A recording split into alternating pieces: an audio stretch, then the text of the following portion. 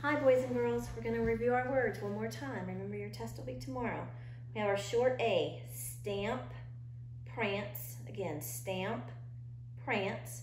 Our AW words, crawl, claw, saw, law. One more time. Crawl, claw, saw, law. Our AU words, caught, sauce, fraud. Again, caught, sauce, fraud. And our AL words, stalk, walk, haul. One more time. Stalk, walk, haul. All right. Our prologue, which meant an introduction. A legend is a story handed down. To weave means to knit things together to put threads together to make cloth. And then we have the word force. Force is when you make somebody do something. All right. And let's continue with Day of the Dragon King by Mary Pope Osborne. And we're going to read Chapter 4, The Great Wall. Jack and Annie ran around the farmhouse. At the back was an ox cart filled with bags of grain. There was no one in sight. The shouting behind them got louder. Jack and Annie looked at each other, then dived into the back of the wooden cart. They buried themselves in the middle of the bags of grain. Jack's heart pounded as the shouts came closer. He held his breath and waited for the people to leave. Suddenly, the cart lurched forward. Someone was driving them away. Jack and Annie peeked over the bags. Jack saw the back of the driver. He was calmly steering the ox cart over the dirt road. They were on their way to the walled city. Jack and Annie ducked down again. "This is great," whispered Annie.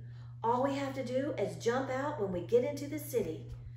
And here's a picture of them traveling into the city. "Yep," said Jack softly. "Then we'll find the Imperial Library, find the book, and get back to the magic treehouse." "No problem," whispered Annie. Whoa! The cart slowly came to a halt. Jack held his breath. He heard voices and the heavy tramping of feet, lots of feet. He and Annie peeked out. "Oh, man," he whispered. A long line of men was crossing the roads in front of them. They carried axes, shovels, and hoes. Guards marched alongside them. "Let's find out what's happening," said Jack. He reached into his sack and pulled out the china book. Pushing his glasses into place, he found a picture of the workers. He read, "The Dragon King forced many of his subjects to start building a wall to protect China from invaders. Later, emperors made the wall even longer. Finally, it stretched 3,700 miles along China's border. The Great Wall of China is the longest structure ever built." "Whoa, the Great Wall of China," said Jack. "I've heard of that," said Annie. "Who hasn't?" said Jack. "Those guys are going to work on it right now." Just then, someone grabbed Jack and Annie. They looked up. It was the driver of the cart. "Who are you?" he asked angrily. Jack didn't know what to say. The man's gaze fell on the open book in Jack's hands. His mouth dropped open. He let go of Jack and Annie. Slowly, he reached out and touched the book. He looked at Jack and Annie with wide eyes. "What is this?" he asked. Whew. All right, so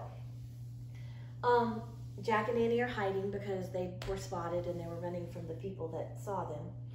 And they're happy at first when the cart starts to move because they're headed toward the city. But they decide to check their book because they hear all these workers and they understand that they're a part of history happening. They're there when the Great Wall of China is actually being constructed. And we'll read some more tomorrow. Thanks for listening.